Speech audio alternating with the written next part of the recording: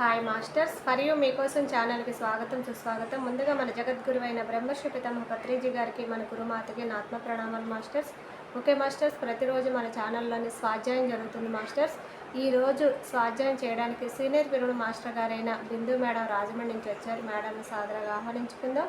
ఈరోజు మేడం చెప్పబోయే టాపిక్, ఇక జీవితం మీ చేతుల్లోనే, ఈ గొప్ప ఆత్మజ్ఞానం అందించడానికి మేడం గారికి వెల్కమ్ చెప్దాం మాస్టర్స్.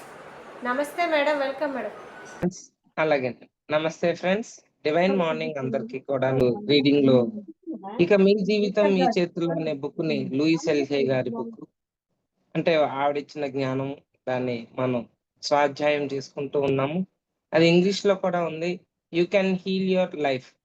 అది ఒకటే బుక్. ఇది 2 బుక్ల కింద మనం విడదీసుకున్నాం. ఇక మీ జీవితం మీ చేతుల్లో ఒకటి, మీ ఆరోగ్యం మీ చేతుల్లో ఒకటి. సో ఆరోగ్యం అనేది మన ఆలోచన విధానంలో పూర్తిగా ఆధారపడి ఉంటుందండి. మన ఆరోగ్యం మీద ఆధారపడి ఉంటుంది. ఇక్కడ మీరు అర్థం చేసుకోవాల్సింది ఏంటంటే, ఆ అనారోగ్యాలన్నీ కూడా మన సైకోసోమాటిక్ డిసీజెస్ అన్నమాట. అంటే హ్మ్, మానసికమైన ప్రతీది కూడా మానసికమైన దానికి సంబంధించిన అనారోగ్యాలు. ఏ ఒక ఆలోచన కూడా సరికాని ఆలోచనలు ఏ ఒక్క సరికాని ఆలోచన కూడా మనకి మన శరీరంలో ఒక నొప్పిని తీసుకొస్తుందనమాట. సో, ఎక్కడ నొప్పొస్తే ఆ నొప్పితో అర్థం జేసుకోవాలి. ఏ అవయవంలో ఏ నొప్పి వస్తే అది ఏం చెప్తుంది? మన యొక్క జీవిత నడవడికలో ఎక్కడ మార్పులు జరుగుతున్నాయి అనేది మనకి తెలియాలి మై డియర్ ఫ్రెండ్స్. సో, ముందుగా అందరికీ నా యొక్క ఆత్మ ప్రణామాలు. అలాగే గురువుగారిని మనం బ్రహ్మర్షి పితామహ సుభాష్ పత్రిజీ గారి యొక్క సోల్ స్టార్ చక్రాన్ని ఇన్వైట్ చేసుకుందాం ఫ్రెండ్స్. అలాగే జ్వాలాకుల్ మహర్షి గారి యొక్క సోల్ స్టార్ చక్ర, భూమాత యొక్క సోల్ స్టార్ చక్ర, అవతార్ బాబాజీ గారి యొక్క సోల్ స్టార్ చక్ర, అలాగే పరమశివుడు గారి యొక్క సోల్ స్టార్ చక్ర. వీళ్ళందరి యొక్క సోల్ స్టార్ చక్రతో ఈ మీటింగ్ లో ఉన్న మన అందరి యొక్క సోల్ స్టార్ చక్రతో కనెక్ట్ అయ్యి అందరం మూల చైతన్యానికి కనెక్ట్ అవుతున్నాము. అలాగే మన పూర్ణాత్మకి కనెక్ట్ అవుతున్నాం మై డియర్ ఫ్రెండ్స్.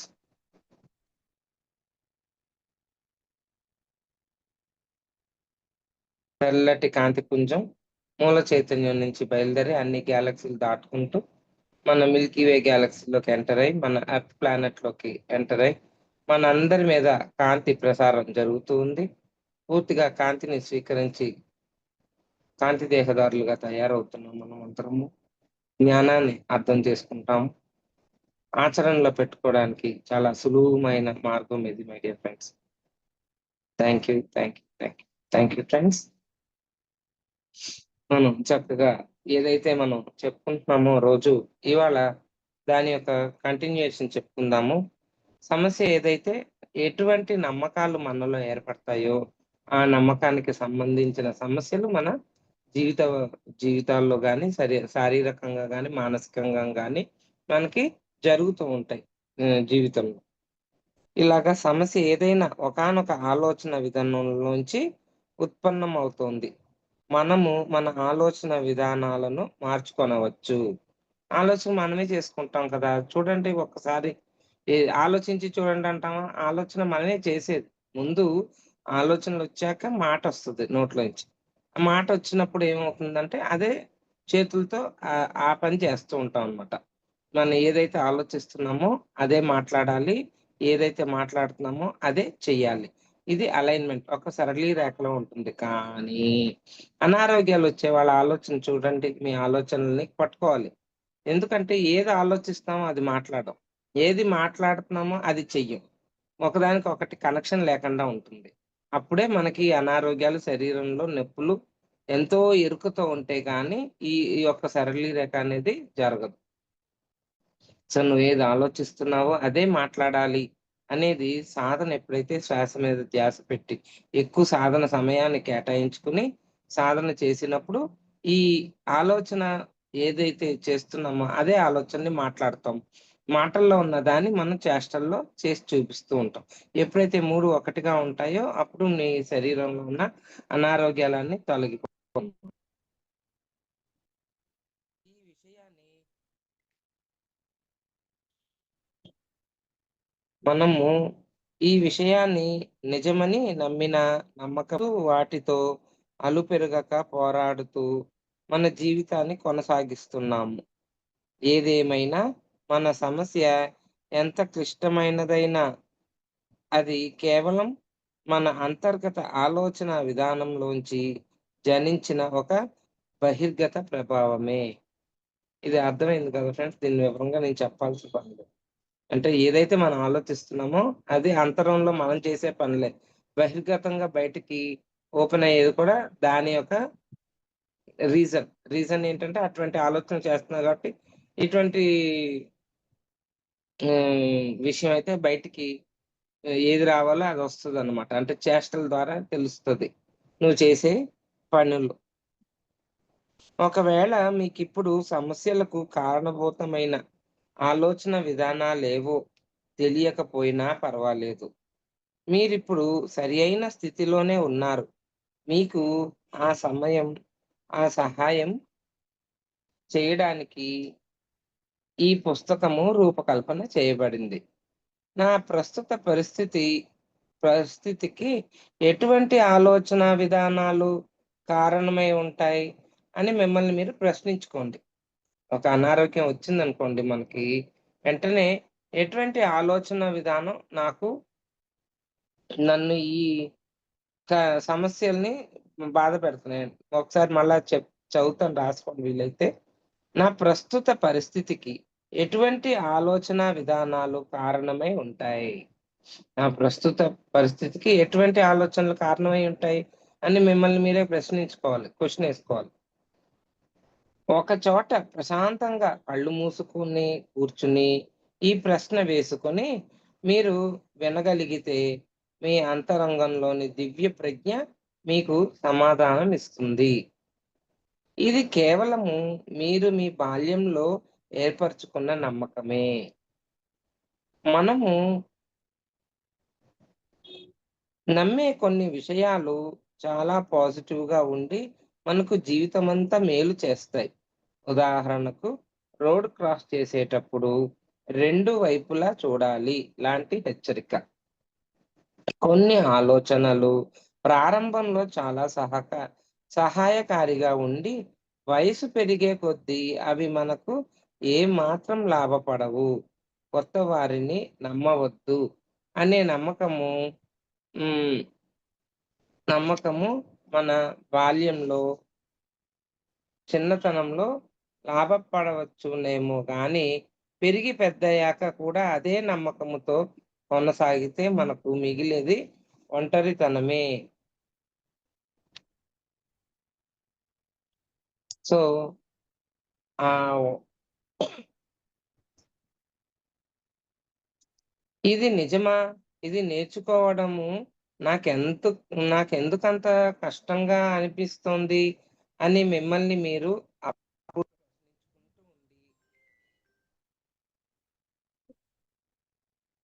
ప్రశ్నించుకుంటూ ఉంటారు. కానీ నిజంగా మనల్ని మనం ప్రశ్నించుకోవాల్సిన ప్రశ్నలు అవి, ఇప్పుడిది నిజమా? ఈ నమ్మకం నాలో ఎక్కడి నుండి ఏర్పడింది? కొన్ని క్వెషన్స్ పేపర్‌లో రాసుకోండి మై డియర్ ఫ్రెండ్స్. ఎక్కడి నుంచి ఏర్పడింది నాకీ నమ్మకం? వెనక్కి వెళ్ళాలి. దాని మూలానికి వెళ్ళాలి. అప్పుడే గాని మనలోకి ఆ క్లారిటీ రాదు. నేను ఫస్ట్ క్లాస్‌లో ఉన్నప్పుడు టీచర్ పదే పదే చెప్పడం వల్ల నేనిది నమ్ముతున్నానా? ఈ నమ్మకాన్ని వదిలిపెట్టేస్తే నాకేమైనా మంచి జరుగుతుందా? సో, మనం ఆ నమ్మకాన్ని వదిలిపెట్టేస్తే ఏమైనా జరుగుతుందా కూడా మనమే ఆలోచించుకోవాలి. అబ్బాయిలు ఏడవరు, మరి అమ్మాయిలు చెట్లు ఎక్కలేరు లాంటి నమ్మకాలు తమ భావావేశాల్ని అణుచుకునే మగవారిని, శారీరకంగా తాము బలహీనులమని అనుకునే స్త్రీలను సృష్టిస్తాయి. ఏంటి ఇటువంటి నమ్మకాలు? మనం చిన్నగా ఉన్నప్పుడు ఈ ప్రపంచం చాలా భయానకమైనది. ఈ జీవితం ఎన్నో కష్టాలతో కూడుకుని ఉన్నది అని మనకు చెప్పబడి ఉంటే, ఈ విషయాలను సమర్థించేటువంటి విషయాలన్నిటినీ నిజమని నమ్మి, వాటిని మన పట్ల వాస్తవంగా చేసుకుంటాము. కొత్త వారిని నమ్మకూడదు. రాత్రులు బయట తిరగరాదు. ప్రజలు మోసం చేస్తారు అన్న నమ్మకాలు కూడా పై విధంగా ఏర్పడినవే. ఇలా కాకుండా మన చిన్నతనంలో ఈ ప్రపంచం చాలా సురక్షితమైన ప్రదేశమని, జీవితం చాలా సులభమని చెప్పి ఉంటే, ఆ నమ్మకాన్నే మనతో ఉంచుకుని జీవిస్తాం. ఈ ప్రపంచమంతా ప్రేమతో నిండి ఉందని, ఇతర వ్యక్తులందరూ చాలా స్నేహపూర్వకంగా ఉంటారని, మరి మనకు అవసరమైనదంతా మనకు ఉందని, అప్పుడు మనము చాలా సులభంగా నమ్ముతాము. తప్పంతా నాదే అన్నది చిన్నతనంలో మీరు ఏర్పరచుకున్న నమ్మకమైతే, మీ చుట్టూ ఏమి జరిగినా సరే, మీరు ఏదో తప్పు చేశారన్న అపరాధ భావంతోనే జీవిస్తారు. నన్ను క్షమించండి అని ప్రతిసారి, ప్రతి దానికి చెప్పే వ్యక్తిగా ఈ నమ్మకము మిమ్మల్ని తయారు చేస్తుంది.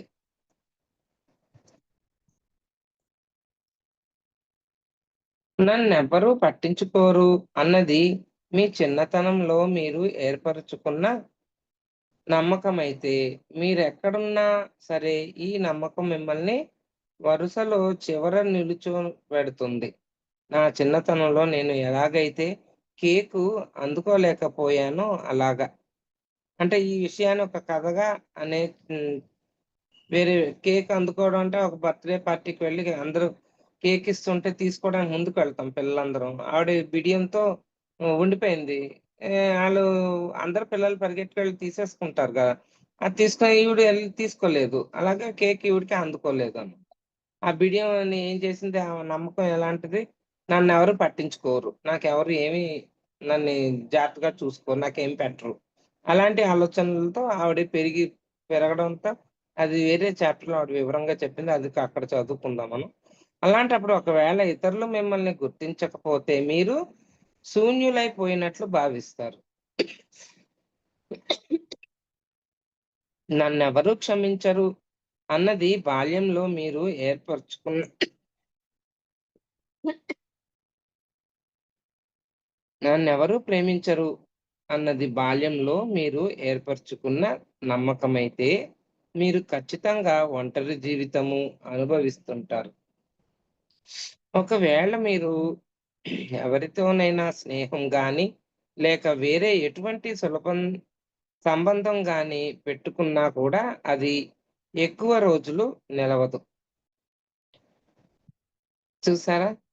అంటే మనలో కొన్ని నమ్మకాలని మార్చుకోవాలి. అది తెలుసుకోవాలి. తెలియనంత సేపు మనకి నేనింతే, నేనిలాగే ఉంటాను, నా జీవితం ఇంతే, ఎందుకు నేనిలా ఉన్నానో మనకే తెలీదన్నట్టు. సో, దాన్ని ఎంత మార్పు తీసుకొస్తదంటే ఈ వర్డ్స్ అంటే ఏంటి?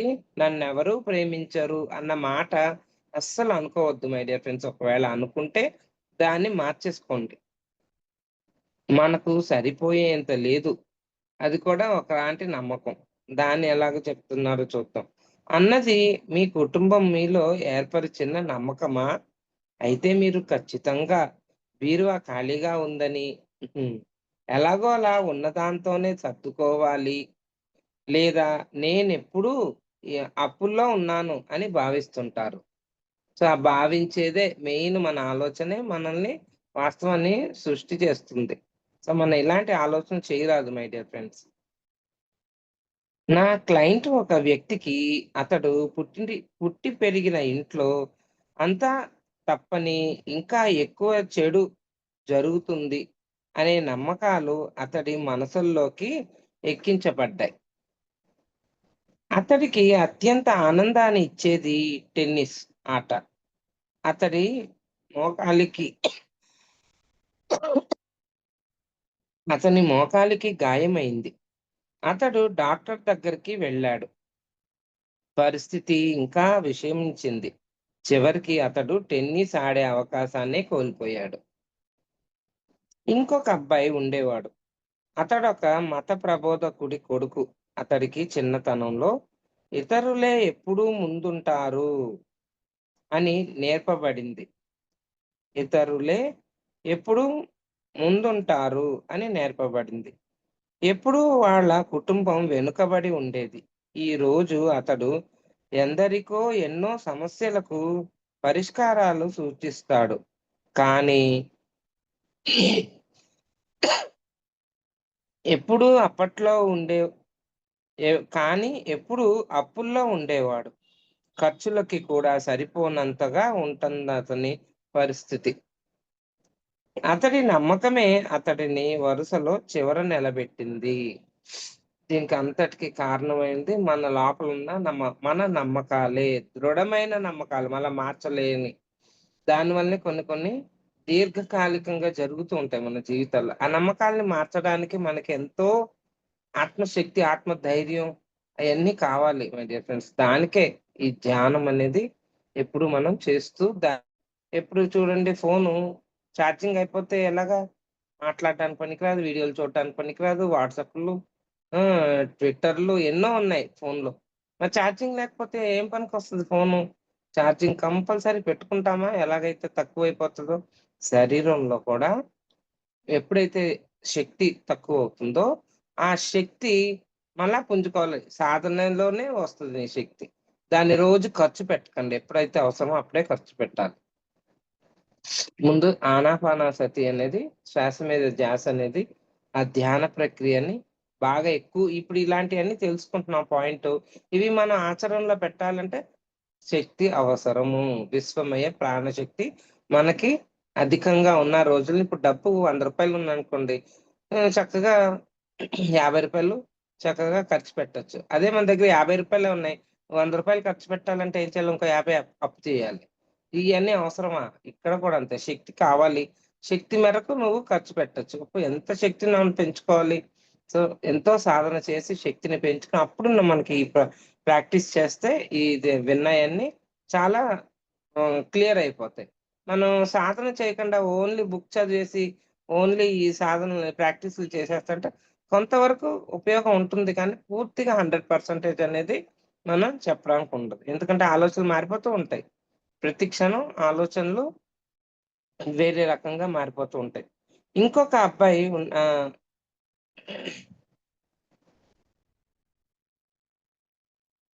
మీరు ఏది నమ్మితే అది మీ పట్ల వాస్తవం అవుతుంది. అంతే కదా ఫ్రెండ్స్. యద్భావం తద్భవతి అన్నాడు భగవద్గీతలో కృష్ణుడు. అలాగే నీ వాస్తవాన్ని నువ్వే సృష్టించుకుంటున్నావు అని సేత్ చెప్పాడు. అలాగే ఎంతో మంది మాస్టర్స్ ఎన్నో చెప్పారు. మనల్ని మనం నమ్మాలి ముందు. మనం అసలు ఏం వింటున్నాము? ఏది నమ్ముతున్నాము? ఆ నమ్మకాన్ని ఎలాగా బయట అదే వ్యక్తపరుస్తున్నాము. ఆ వ్యక్తపరిచేటప్పుడు మన నమ్మకమే మన లోపల ఉండి మనల్ని ఈ పని చేయిస్తుందని ఎరుక స్థితిలో మీరు అర్థం చేసుకొని ఆలోచించుకోవాలి. మీరు ఏది నమ్మితే అది మీ పట్ల వాస్తవం అవుతుంది. నేనంతే లేదా అదంతే అని ఎన్నిసార్లు మీతో మీరు అనుకోలేదు? మనము నమ్మే మన నమ్మకాలనే ఈ నిర్దిష్టమైన పదాలు సూచిస్తాయి. సాధారణంగా మనము నమ్మేవి ఇతరులు నమ్మకాలనే. మన సొంత నమ్మకాలు కాదు. మళ్ళా మనకి ఎలా ఏర్పడ్డాయో ఆ మూలానికి వెళితే, మన చుట్టుపక్కలోళ్ళు ఎవరెవరి దగ్గర నుంచో వచ్చుంటాం, నేర్చుకుంటాం. చిన్నప్పటి నుంచి తెలుసుకొని ఉంటాం. ఆ నమ్మకాలనే మనం నమ్ముతున్నాం. అంతేగాని మనంత సొంతంగా మనకి ఏదో చెడు జరిగింది, ఈ నమ్మకాల్ని నమ్మకూడదు అని సొంతంగా ప్రాక్టీస్ చేసి మనం తెలుసుకున్నవి కావు. వాటినే మన నమ్మకాల్లో భాగంగా చేసుకుంటాం. మనము నమ్మే ఎన్నో విషయాల్లో ఇది చక్కగా నిజమవుతుంది. కొంతమంది ఉదయాన్నే లేచి ఒకవేళ ఆ రోజు వర్షం కురుస్తూ ఉంటే చూసి, అబ్బా! ఇంకా ఈ రోజు పనులన్నీ అయినట్లే అని ఆ రోజుని చాలా చెడుగా భావిస్తుంటారు. మీరు అదే విధంగా ఆలోచిస్తారా? అది చెడ్డ రోజు కాదు. అది కేవలం వర్షించే రోజు మాత్రమే. మనం మన ధోరణి మార్చుకుని, తగిన దుస్తులు ధరించి బయటకు బయలుదేరితే, ఆ వర్షపు రోజు మనకు చాలా సరదాగా ఉంటుంది. వర్షం పడే రోజులన్నీ చెడ్డ రోజులనే నమ్మకము మీలో ఉన్నట్లయితే, వర్షాన్ని మీరు భారమైన హృదయాలతో ఆహ్వానిస్తారు. అటువంటప్పుడు వర్షము పడుతున్న క్షణాల్లో సాగిపోయే సారీ.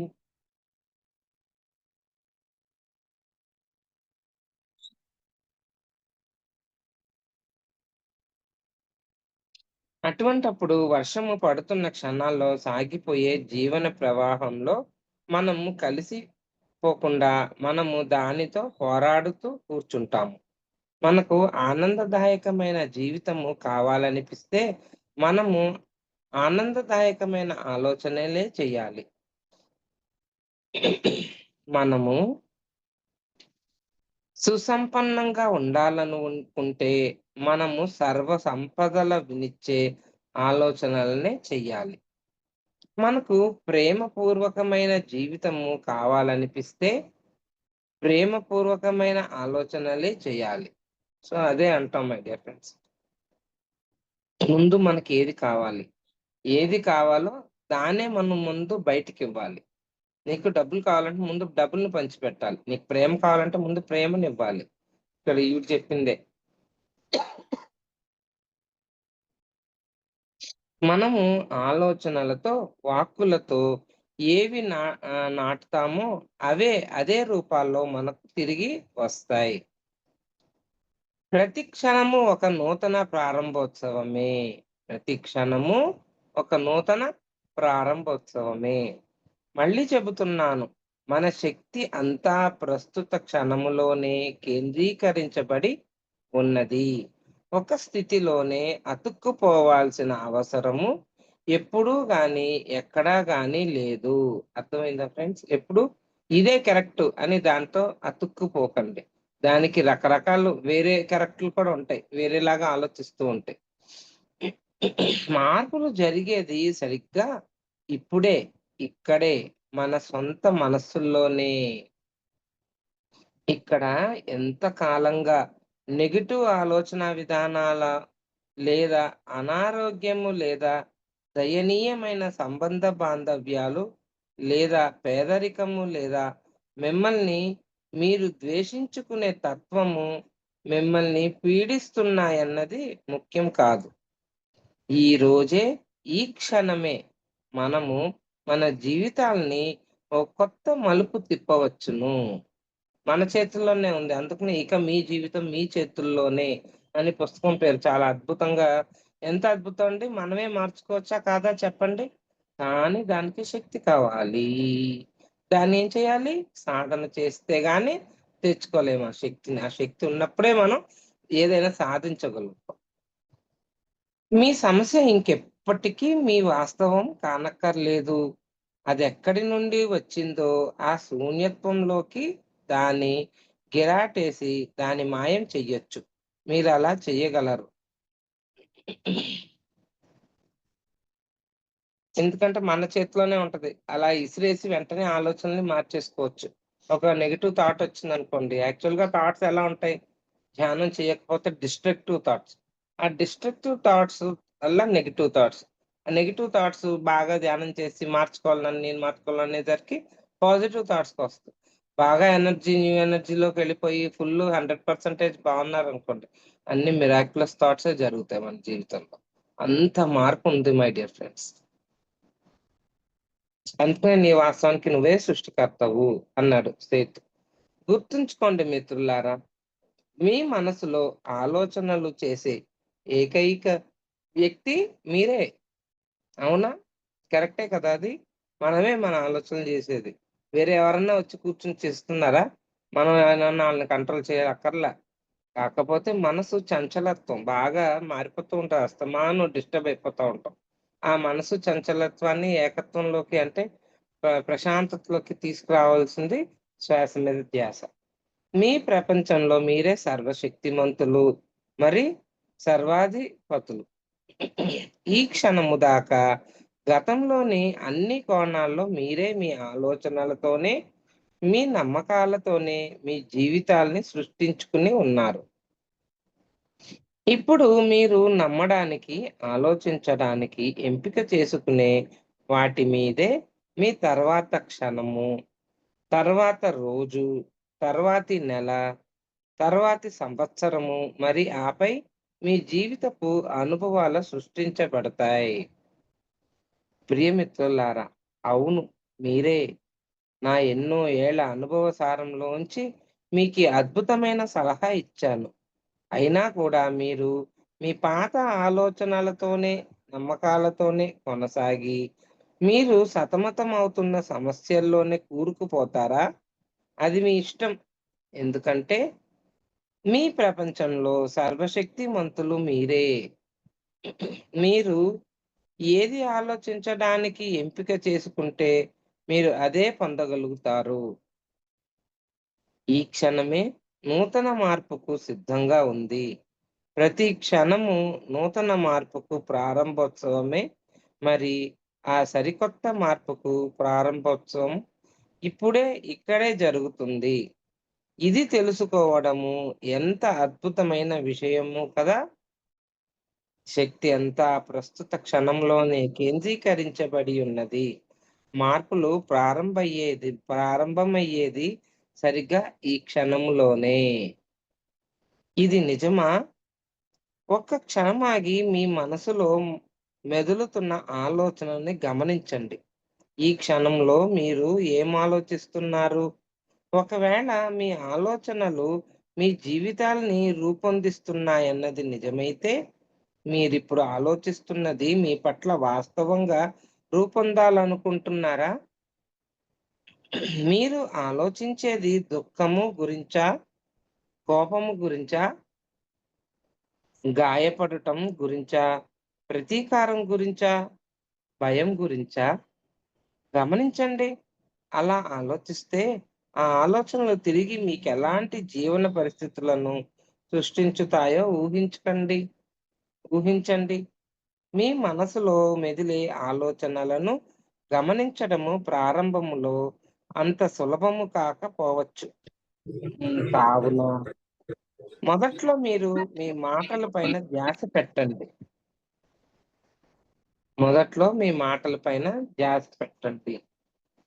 ఎలాంటి మాటలు వెలువడుతున్నాయి? అవి నెగెటివ్ సృష్టిస్తాయా? అయితే మధ్యలోనే ఆపి దాన్ని పాజిటివ్‌గా మార్చవల మార్చి పలకండి. లేదా అంతటితోనే ఆపేయండి. అర్థమైందా ఫ్రెండ్స్? ముందు మీ ఆలోచనని పట్టుకోవాలి. పట్టుకుని మీరేం నెగెటివ్ ఆలోచిస్తున్నారా? పాజిటివ్ ఆలోచిస్తున్నారా? ఒకవేళ అది నెగెటివ్ అయిందనుకోండి టక్కుమని ఆపేసేయండి దాన్ని. అలా మాట్లాడండి. ఒకప్పుడు నేను ఎలా ప్రాక్టీస్ చేశానంటే, ఇక్కడ థాట్స్ వచ్చేస్తాయి కదా! మనకి తలలోనేగా వచ్చేవి. అవి నెగెటివ్ వచ్చిందనుకోండి ఇలాగ అనుకుని, "ఏయ్! ఆగు" అని. అంటే ప్రాక్టీస్ చేసేటప్పుడు ఎవరు చూడక్కర్లే, ఎవరికీ చెప్పక్కర్లే. నేను మీకెందుకు చెప్తున్నానంటే చాలా మందికి డౌట్స్ వచ్చాయి. ఎలాగ ఆపాలి అని. అప్పుడు నేను ఇలాగ "ఏ ఆగు" అంటే నెగెటివ్ థాట్స్ వస్తున్నాయి. "ఏ ఆగు" అని ఆపేసి, దాన్ని వెంటనే పాజిటివ్‌గా మార్చడానికి ట్రై చేసేదాన్ని. ఓకే అని. దాన్ని ఎలా మార్చాలి? మనమే ఏదన్నా వెతకాలి. మనకి ప్రాక్టీస్ ఏదన్నా టిప్స్ లాంటివి. నేనైతే ఇలా అనేదాన్ని. కొంతమందేమో ఇలా థాట్స్ ఎళ్తుంటాయి కదా! ఇలా చేత్తో దాన్ని చెరిపేయడం అన్నట్టు. దాన్ని బోర్డ్ మీద ఏమన్నా రాస్తే ఎలా చెరిపేస్తాం, ఆ థాట్‌ని ఇలా చెరిపేసి దాన్ని మళ్ళా పాజిటివ్‌గా మార్చుకోవచ్చు. అలాగా ఏదో ఒకటి ట్రిక్ మనం కనిపెట్టాలన్నట్టు. అలాగా. అయితే మధ్యలోనే ఆపి దాన్ని పాజిటివ్‌గా మార్చి పలకండి. లేదా అంత అంతటితోనే ఆపేయండి. అటువంటి మాటలు మీరు ఇకపై మాట్లాడదలచకపోతే, "ఏయ్! నాలోంచి బయటికి పో." చూడు ఈవిడ కూడా అలాగే చెప్పింది. అవి గట్టిగా మనసులో అనుకోవచ్చు. నాలోంచి బయటికెళ్ళిపో. సో, నేను అనుకుంటే అవ్వలే నాకు. వెంటనే నేను యాక్షన్‌తో పెట్టుకునేదాన్ని. ఇలా కొట్టేదాన్ననమాట. ఆగు నువ్వు అక్కడ నెగెటివ్ థాట్స్ ఎందుకొస్తున్నావు? ఆగిపో." ఇంక వెంటనే దాన్ని పాజిటివ్‌గా మార్చుకునేదాన్ననమాట. అది చేయగా తర్వాత నెగెటివ్స్ పోతాయింక. అర్థమవుతది. మనం ఏం థాట్ రిలీజ్ చేస్తున్నాం, నెగెటివ్ వచ్చింది. దీన్ని ఎలా పాజిటివ్‌గా మార్చుకోవాలి. Practice makes man perfect my dear friends. Practice చేయాలి. ఇది పని చేస్తుంది. చేసి చూడండి. మీరొక బఫే సిస్టమ్ ఉన్న రెస్టారెంట్‌లో కూర్చొని ఉన్నారనుకోండి.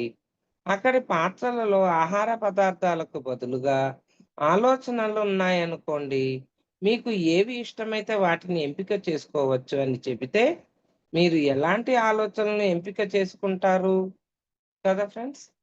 అలా ఎంపిక చేసుకునే ఆలోచనలన్నీ మీ భవిష్యత్తు జీవితాన్ని సృష్టిస్తాయి. ఇప్పుడు కూడా మీరు సమస్యల్ని సృష్టించే బాధకు గురి చేసే ఆలోచనల్ని ఎంపిక చేసుకుంటే అదెంత మూర్ఖత్వమో ఆలోచించండి. అయినా కూడా మీరు ఎంపిక చేసుకుంటే మనం తినే ఆహార పదార్థాలు మనకు హాని చేస్తాయని తెలిసి తినడం లాంటిది. తెలియక 1, 2 సార్లు తింటాము. అవి మన శరీరాల్ని నాశనం చేస్తున్నాయని తెలిస్తే వాటికి దూరంగా ఉంటామా? లేదా? అలాగే ఆలోచనలు చేయడం కూడా మనకు బాధని గాని, సమస్యల్ని గాని సృష్టించే ఆలోచనలకు మనం దూరంగా ఉండాలి. మనము ఏదైనా సమస్యల్లో ఉన్నప్పుడు అక్కడేదో మనం చెయ్యాల్సిన విషయం లేదు. అయితే అక్కడ మనం తెలుసుకోవాల్సిన విషయం ఉంది. అది డాక్టర్ రేమండ్ చార్లెస్ బార్కర్ చెప్పేవారు. అని ఆ డాక్టర్ గారు అలా చెప్పేవారట. మనం ఏదైనా సమస్యల్లో ఉన్నప్పుడు అక్కడ ఏదో మనం చేయాల్సిన విషయం లేదు. అయితే అక్కడ మనం తెలుసుకోవాల్సిన విషయం ఉంది అని చెప్పేవారట. మన మనసులే మన భవిష్యత్తుని సృష్టిస్తాయి. ప్రస్తుతము మన జీవితములో మనకిష్టము లేనిదేదైనా సంభవిస్తుంటే, ఆ పరిస్థితిని మార్చుకోవడానికి మన మనసుల్ని మార్చుకోవడానికి ప్రయత్నించాలి. ఈ క్షణమే మనము మన మనసుల్లో మారడానికి సిద్ధంగా ఉండాలి. ఆలోచనలు ఎలా పనిచేస్తాయి అన్న అంశాన్ని మన స్కూళ్ళల్లో ఒక సబ్జెక్ట్‌గా చేయాలన్నది నా ప్రగాఢమైన వాంఛ. అంటే లూయిస్ ఎల్‌జే గారు ఆ మాట అంటున్నారన్నమాట. అంటే స్కూల్‌లో ఒక సబ్జెక్ట్‌గా ఉండాలి అని చెప్తున్నారు. చిన్నతనంలో పిల్లలు ఏ యుద్ధం ఎప్పుడు జరిగింది? ఏ రాజు ఎప్పుడు పుట్టాడు? ఎప్పుడు చనిపోయాడు? అంటూ తేదీలను బట్టి పడుతుంటారు. ఇది ఏ విధంగా వారి జీవితాల్లో పనికొస్తుందో నాకైతే తెలియదు. అలా చదువుని బట్టి కొట్టి వారు ఎంతగా కొన్ని అక్కర్లేని సబ్జెక్ట్స్ అన్నీ అలాగే ఉంటాయి మై డియర్ ఫ్రెండ్. అది హిస్టరీ అది. హిస్టరీ అలా చదువుని బట్టి కొట్టి వారు ఎంతగా వారి మానసిక శక్తిని కోల్పోతున్నారో, ఇలాంటి వాటికి బదులుగా మనసు ఎలా పనిచేస్తుంది? ఆర్థిక పరిస్థితిని ఎలా మెరుగుపరుచుకోవాలి? ఫైనాన్షియల్ సెక్యూరిటీకి డబ్బుని ఎలా ఇన్వెస్ట్ చేయాలి? ఒక తల్లిగా ఎలా ప్రవర్తించాలి? ఒక తండ్రిగా ఎలా ప్రవర్తించాలి? జీవితంలో మంచి సంబంధ బాంధవ్యాలను ఎలా సృష్టించుకోవాలి? అన్నవి స్కూళ్ళల్లో అంశాలుగా నేర్పితే ఎంత బాగుంటుందో ఊహించండి. పైవన్నీ వారు చిన్నతనంలో నేర్చుకుని పెద్దలైతే వారి తరమంతా ఎలా ఉంటుందో ఓసారి ఊహించండి. అటువంటప్పుడు మన చుట్టూ ఎప్పుడూ ఆనందంగా ఉండేవాళ్ళని, వారిని వారు మంచిగా భావించే వారిని, ఏ మాత్రం ఆర్థిక ఇబ్బందులు లేని వారిని, మంచి సంబంధ బాంధవ్యాలు సలిపే వ్యక్తుల్ని నిజమైన తల్లిదండ్రులని చూస్తాము. వారు వారి తర్వాతి తరాన్ని కూడా అలాగే తీర్చిదిద్దుతారు. అటువంటప్పుడు ప్రతి ఒక్కరూ తమ స్వాభావిక వ్యక్తిత్వాన్ని, తమలోని విలక్షణమైన సృజనాత్మకతని సరిగ్గా వ్యక్తపరుచుకోగలుగుతారు. వృధా చేయడానికి మనకిక సమయం లేదు. వెంటనే ఈ బృహదాశయంతోనే మనమంతా ముందుకు సాగిపోతాం మిత్రులారా. Thank you friends. Thank you madam. Thank you so much madam. For you మీకోసం మన ఛానల్‌కొచ్చి ఎంతో గొప్ప ఆత్మజ్ఞానం అందించినందుకు థ్యాంక్ యూ మేడం.